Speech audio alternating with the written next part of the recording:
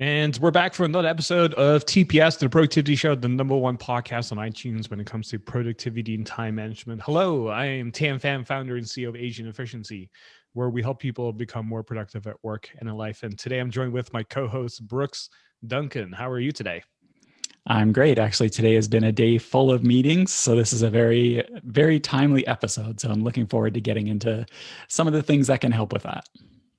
Yeah, we always record the podcast on Wednesday, which is our meeting day. And we've talked about meetings a lot on the podcast already, but we haven't really talked about how to deal with back-to-back meetings when you're just crunched for time like that. So we're going to be diving into that today. But before we start doing that, one of the things we always like to do on the podcast is share some of our favorite productivity resources as of lately. So I got 3 of them here for you today.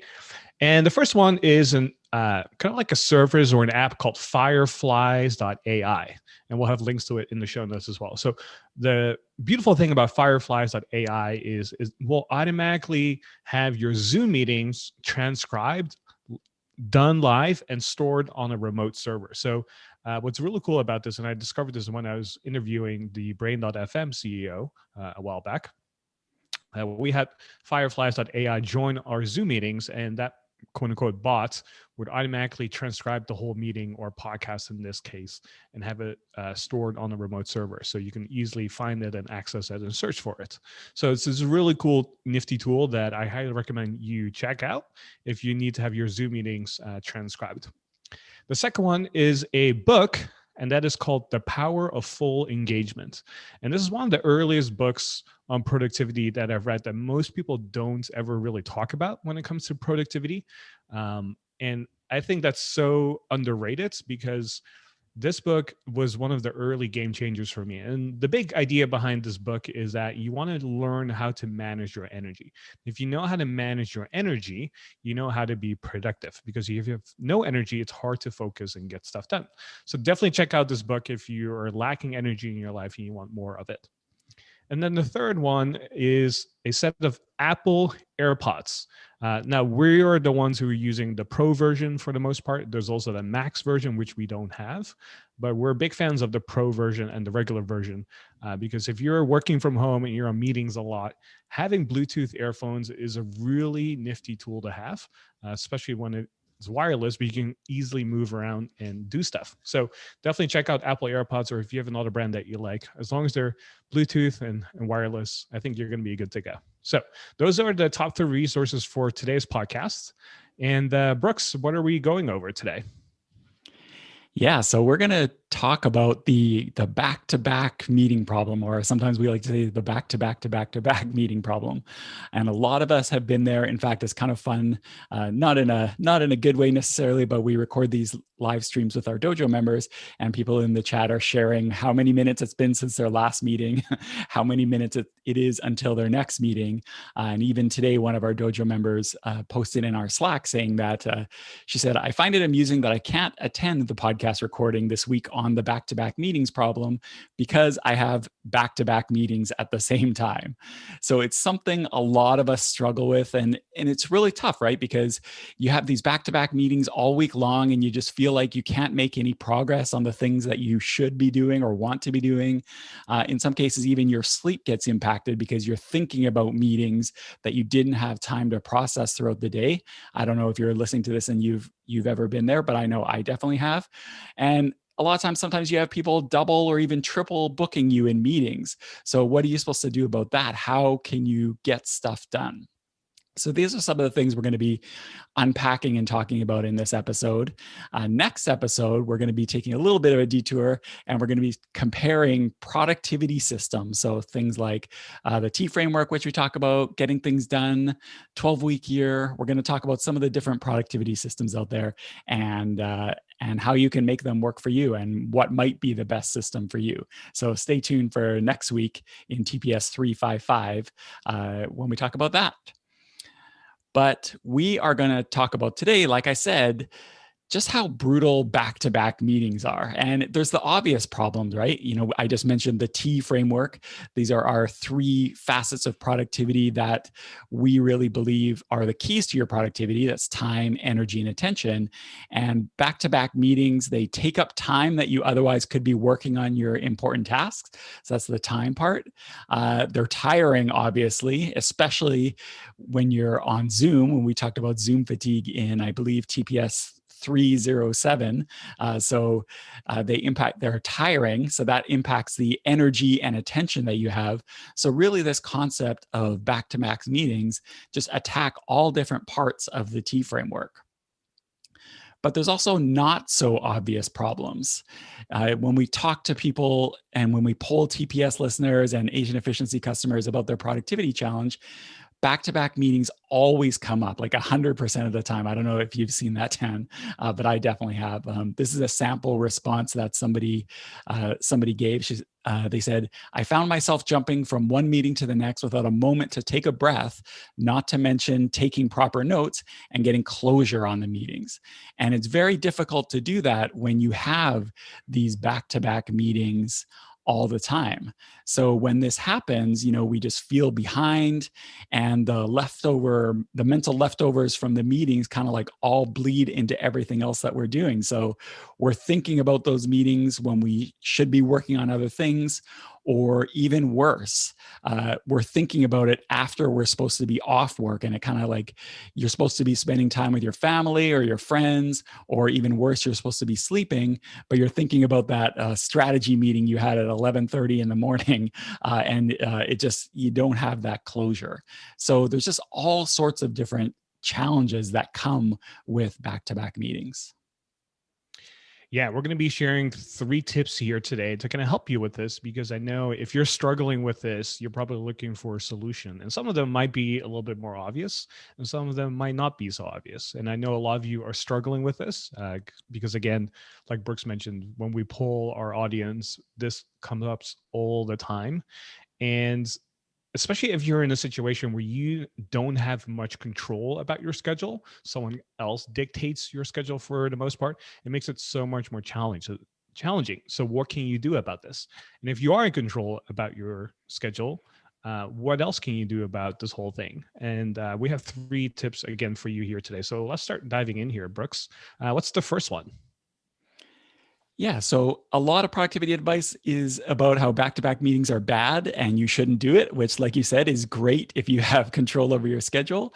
But what if you have no choice? So we wanted to talk about things, like you said, that kind of attack from both directions. So the 3 ways that you can reclaim your time, energy, and attention from back-to-back meetings. Number 1 is to block out and eliminate what you can. And we emphasize in bold, if you read the show notes, if you're a TPS member and you read the show notes, TPS Plus member, I should say, and you read these show notes after, you'll see that what you can is underlined. And because often, like you said, we don't have total control over your time. And obviously, there's a lot of meetings that you can't get out of or you can't move, but maybe there are some.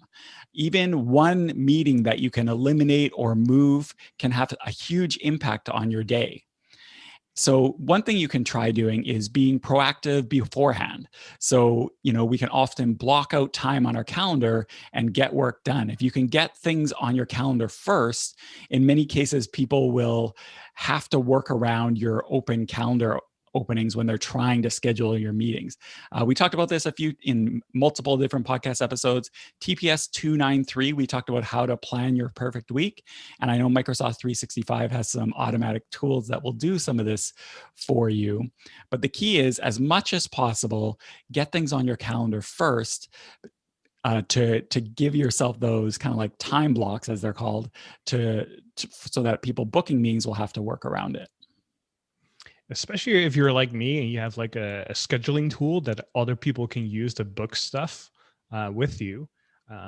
You want to make sure that you're proactive about this, because I always like to work like 1 or 2 weeks ahead and know that, okay, I'm going to have a no calls day on this particular day. So then I'll put like a no calls whole day event on my calendar and then have it marked as busy, so that if someone is going to try to schedule something with me through a tool, something like Calendly or Schedule Once, then they can't book it on a day where I've kind of blocked it off. So I might do that if I have like a big work week coming up or something, or oftentimes if I'm on a trip or on vacation or something like that.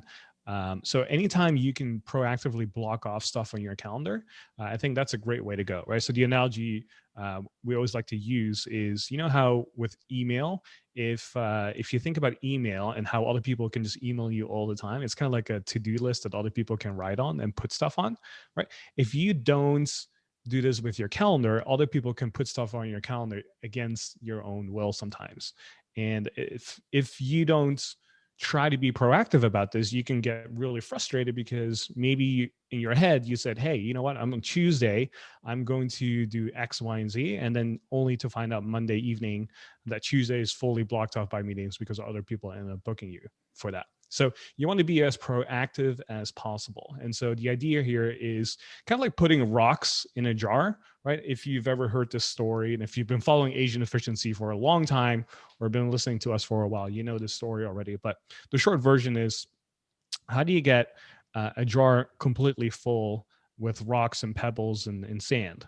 And oftentimes, what people do is they put stuff randomly in order in a jar to get it completely full. But if you put sand and pebbles first into a jar, it's really hard to put in the rocks in there, right? However, if you flip it around, if you put in the big rocks first and then put in the pebbles and then put in the sand will find its, cracks and nudges here and there to kind of like make sure it has space to be in there. It's kind of like the same idea with your calendar. You want to put your rocks on there first, like the stuff that you want to work on, and then allow the pebbles, which could be other people who want to have pieces of your time, allow them to work around that. Back in TPS354, we had Mridu Parikh on, who is a member of NAPO, and I saw her speak at a conference at one of the NAPO conferences, and she wanted to demonstrate this concept. So she actually flew to Pittsburgh with rocks and sand and jars in her luggage so that she could demonstrate this on stage. And I was like, that's pretty good dedication to the productivity cause when you're actually hauling rocks around through the airport. So good job, Mridu. Now, sometimes we actually have more control or influence than we think we do. So you can actually, if you get booked, a lot of times people are booking stuff on our calendar. It's not us doing it. Other people are inviting us to stuff. So sometimes you can just ask for clarification questions. So you could say like, hey, have you checked this out with our manager? Is it okay for me to spend time on this? Or, how is this fitting in with what our objectives are? Or even just like, what's the objective for this meeting so I can prepare? And you're not like pushing back really, but a lot of times, even if you ask for clarification questions, people might say, oh, you know what? You're not really required for this meeting. I'll mark you as optional. If you can make it, fine. And sometimes, and anyone who's worked in corporate is very familiar with this. Sometimes people will just blanket invite anyone they think might even be remotely impacted by this meeting, or just that they think should be there. But a lot of times, all of us aren't required. So sometimes just asking clarification questions can really help out. A lot of times, sometimes people will book meetings like, you try to be, we talked about being proactive, but I'm sure everyone's experienced, or many people have experienced this, where you try to be proactive. You do what Brooks and Tan say, you book things on your calendar, but then people just book stuff over top of your blocks after all. Well, sometimes you can reach out to people and ask, hey, is it possible if I'm optional for this? I already had an engagement, or is it possible we could move this an hour, half an hour? It really doesn't hurt to ask. The worst, the worst case scenario is say, no, I can't move it. That's the time that works for everyone else. And then fine, you got to do what you got to do. If you have to go to the meeting, you have to go, obviously. It depends on your level of influence. But a lot of times we just accept what is put on our calendar, and just because we think that's the way it is. And there are some times where we can move it. Not all the time, but sometimes.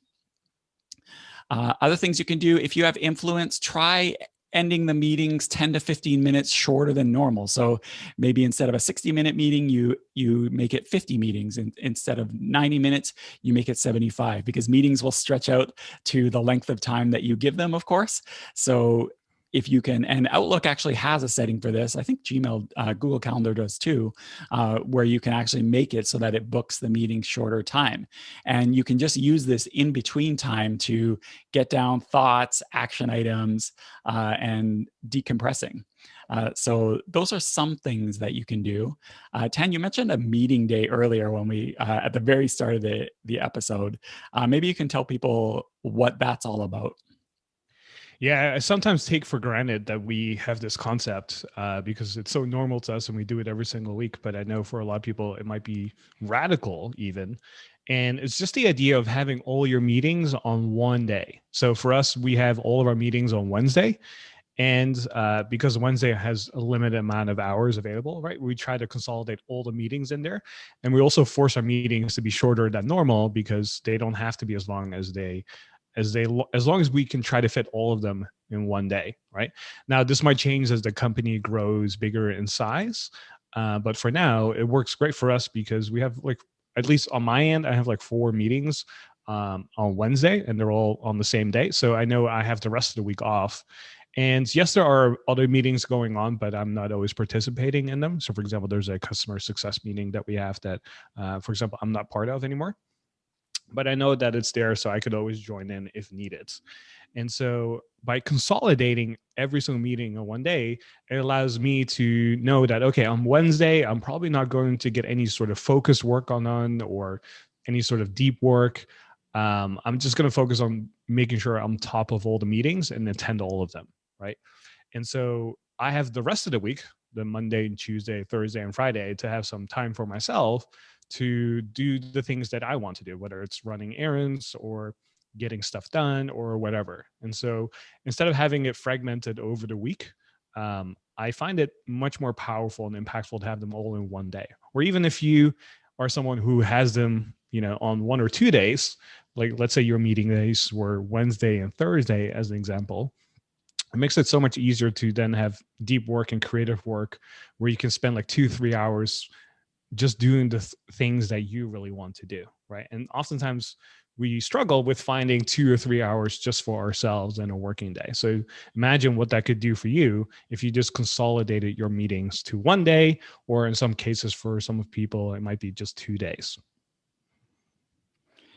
All right, so that was tip number 1, to block out or eliminate what you can. We know that a lot of times there isn't much we do have the ability to change, but it's still worth it to at least make an effort, because if you can even move or eliminate one meeting, that can really open up a lot of space on your calendar. So that's tip number 1. And I mentioned, before we get into tip number 2, I just want to give a quick shout out to our TPS Plus members. So I mentioned TPS Plus earlier. That's our premium version of the productivity podcast, where you get episodes a week early. You get episodes with no ads. And if you are an annual member, you also get an awesome One Tweak a Week t-shirt, which I'm actually wearing right now as we record this. I usually wear it when we record the podcast. And we've been having a lot of fun with our TPS Plus members. And one thing that I know a lot of people have mentioned that they like is they get access to the show notes that we actually do the show off. So we do it off these Google Docs. And so at the end of every recording, what I do is I export the Google Doc to PDF, exactly what we see. And it's kind of fun. You can see the alternate headlines. You can see the notes that Tan and I are working off of. You can see what didn't make it into the episode that we might have cut. Usually we don't delete it. Usually we just cross it out. And I know a lot of people have enjoyed seeing that side of the productivity show and having it all in written format as well. So on to tip number 2. And tip number 2 is to make your meetings more productive to reduce mental open loops. And that's kind of a mouthful, but what we mean is if you're going to be participating in meetings, and if you are, even more importantly, if you're running meetings, what are some things that you can do to make the back-to-back meeting problem less painful? So, if we all say we're going to be stuck in these meetings, what can we do to reduce the impact of the back-to-back meetings? Well, one thing you can do if you're as a meeting attendee is before the day starts, take a look at the meetings you have that day. What is there anything you're going to need to do in them? Is there anything you're going to need to prepare? What do you want to get out of these meetings? And of course, again, do another check. Is there any meetings happening that day that you can get out of, like we talked about earlier? Try to look at that every single day. But the key is, before you even go into your meetings, have kind of a game plan for what you want to get out of it and what you need to put into it. And that can help you kind of like manage your energy as you go through the day, and you're not hit with surprises. Stuff is going to come up and change, of course, but at least you're kind of going into it with a bit of a game plan. Another tip that can really help is, if possible, in the meeting, and this is of course important in a remote meeting like all of our meetings are here at AE, but this is helpful if you're doing an in-person meeting in a conference room, is ideally what you want to do is take meeting notes that everyone can see. So instead of everyone scribbling their own meeting notes, and maybe there's one person whose job it is to be a scribe, so they're like sitting there typing it up in a Word document or Google Doc or something like that, have it up on the screen so that on a projector screen or share screen in Zoom, have it up so that everybody can see it. And what this will really help with is everyone will be on the same page with takeaways, with agreements, with action items. So everybody walking out of there ideally knows that they're on the same page. And it really, even just doing that, really reduces that mental processing time that you have after, because you're almost walking out of there with tacit agreement. You might not all agree on the things that has been discussed, but you will at least agree on what has been discussed. And kind of taking this to a next step is to finish meetings with a summary of action steps. And this is very, very easy if you have been sharing the meeting notes throughout. So Tana, I know you are very big on this, on wrapping up meetings with action items and then referring to those action items in the next meeting. So maybe you can talk a little bit about what you're looking for there. Yeah, so every time we end a meeting at Agent Efficiency, we always talk about the three W's. So who, what, and when. So the three W's means who does what by when. So that way, you know who is responsible or accountable for doing a particular what, which is the item, and by when. So there's always a deadline associated with that. So you always want to make sure you have the three W's for every single action item you have in your meetings. The worst thing is if you end your meeting and you don't discuss or you haven't finalized who does what by when. And so you have then a list of things that need to be done, or that are just ideas, or that are just kind of things you want people to do. But if there's no one associated with it, oftentimes no one will pick it up and do it. And so it's always a good idea to end your meetings with the three W's. So you always know who does what by when. So the WWW. This is a really easy acronym to remember. And if you just make your meetings a little bit more productive by implementing the three W's, you'll notice you'll have so much more productive meetings, because then when the next meeting starts, you can always, as one of the action items or agenda points, go over the action steps of last time. And you can then just say, hey, it looks like Tan was responsible for creating a new task by Thursday on the 5th. Did that happen? Yes or no? If it didn't happen, okay, we can renegotiate or move stuff or discuss why it didn't happen or what blocked Tan or whatever, and then go from there, right? And so it makes your meeting so much easier and more productive, and you hold people accountable as well. So I always recommend that you end your meetings with the three W's. Who does what by when. In the TPS Plus and Dojo live stream, Joel says he has a text expander snippet to template out the meeting notes, and then those get exported and shared afterwards. That's really awesome. That is definitely better than what usually happens in meetings, where nobody has a general meeting notes action items. But taking it to the next level is doing it in that live view, so that everybody is on the same page because they're seeing what's happening as it's going on. So if you're able to, definitely recommend trying that out. We do most of our meetings with screen sharing on, and I can say this because we've been doing it all day before hitting record on this podcast. And we work off a Confluence page with meeting notes, and it really helps things keep things focused. And like Tan says, it reduces those open loops because everybody knows what's going on. Now, another thing we normally recommend is to, if possible, have a buffer between meetings. And so this is what we talked about with maybe using those settings in Outlook and Google Calendars to shorten the meetings whenever possible, so that you can off ramp, put stuff on your calendar, put stuff in your to-do list.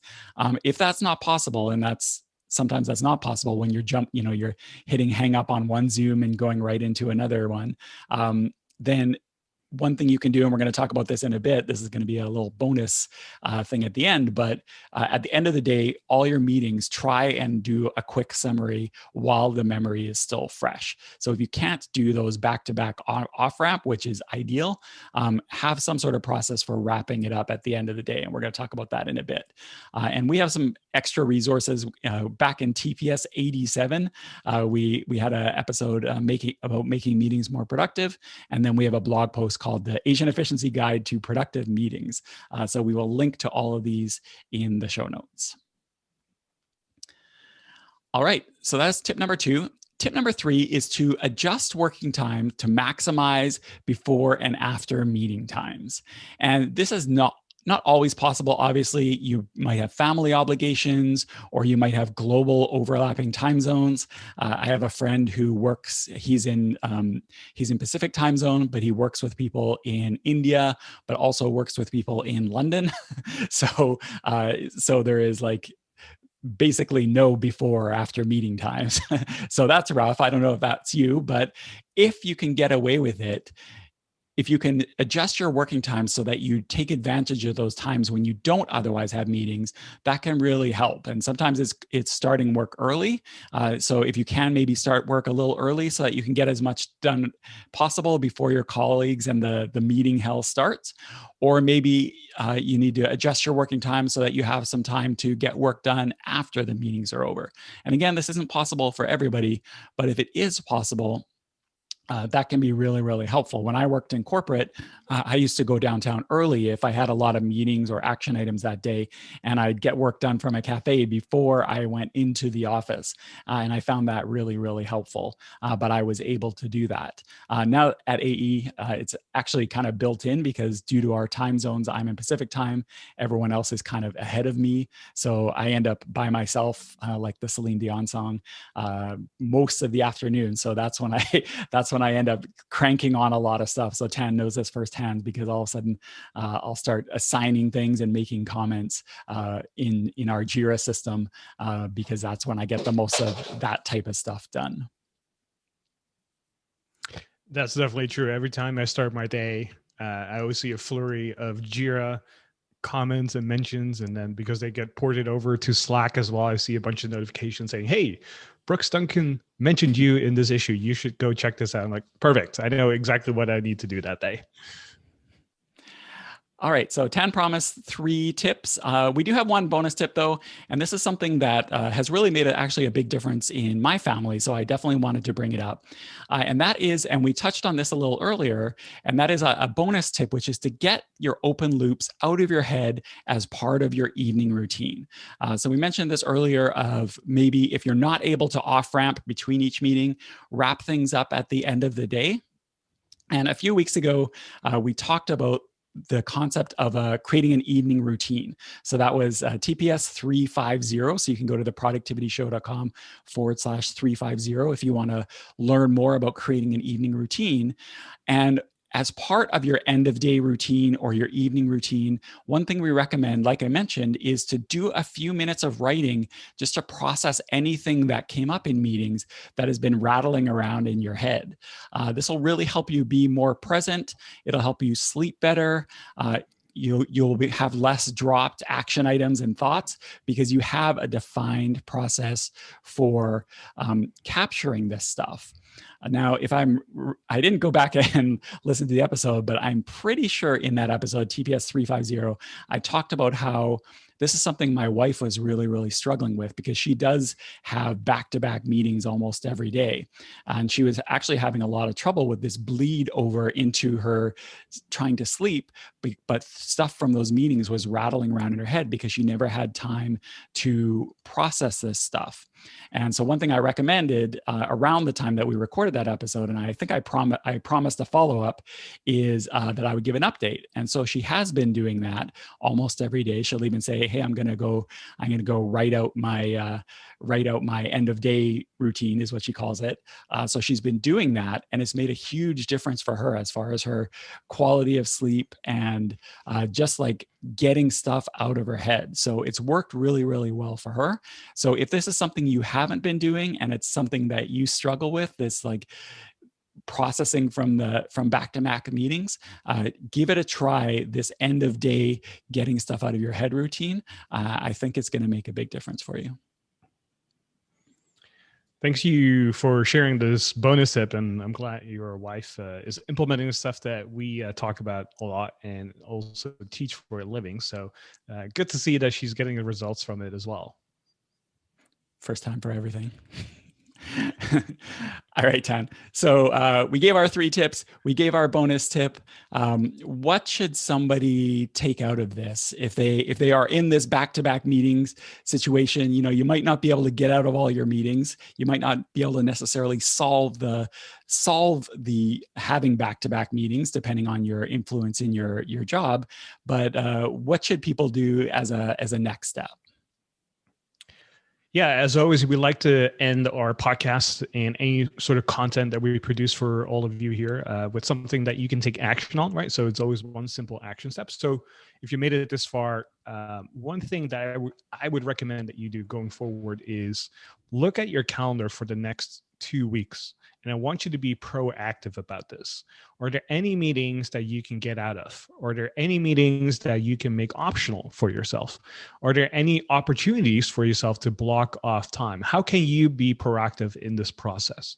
Okay, so I want you to look forward over the next 2 weeks and see what can you do to be proactive. And if you can just take that first action step, I know you're going to have a lot of impact on your time, attention, and energy for yourself. Okay. So if you want some extra training or help from us, if you want to have more control about your calendar and have it set up in a way so it's really productive and working for you, we have a really small course called Calendar Captain that will show you how to set up your calendar so you can focus, block off time, and make sure that you're not on back-to-back meetings all the time. So be sure to check that out. We'll have links to it in the show notes, but you can also go to theproductivityshow.com/calendar and check out the course there.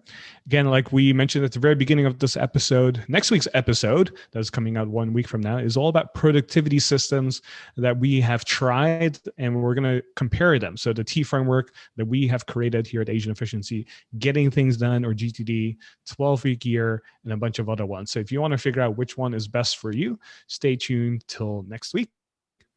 And if you want to have links to everything that we talked about today in the show notes, be sure to swipe in your app that you're listening to us in, or just go to theproductivityshow.com/345.